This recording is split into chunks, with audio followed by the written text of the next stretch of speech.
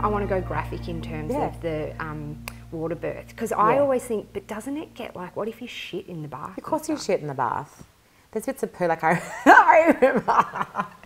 remember with Piper's, like, because you're quite out of it, I get really into the zone and, you know, it's like being a little bit high or something. And I remember at one point, like there's a little bit of poop that just floats by. And like, Oh my God.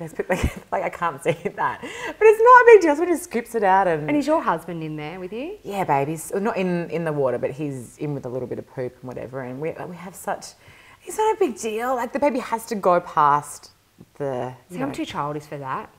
Yeah. Like when my son did his first poo, like the meconium poo, right? And it just kept coming out. My partner and I were on the floor laughing. I know, it's gross. Well, we're too immature for this.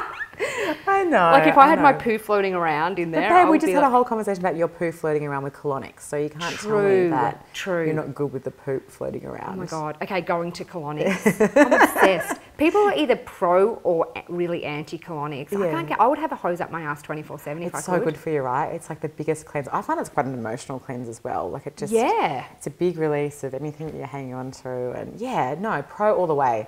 Pro all the way. You've re-inspired me to go back to LA and just get on the colonics again. Because if you're feeling really sluggish, and the thing is, a lot of GPs aren't into it. A lot of people aren't really into it. Yeah. But if you find somebody who's amazing, and they know their stuff, I love it. Find like the brain fog is the thing that gets me. Yes. I mean, trying to do what we have to do every day in our businesses and then the kids and everything, and you just get to this point where you're like, I don't even know what day of the week it is. And that's just been a really good thing for me. Like it actually does clear up your, I don't know. Your brain fog as well. It just, you can think with more clarity and...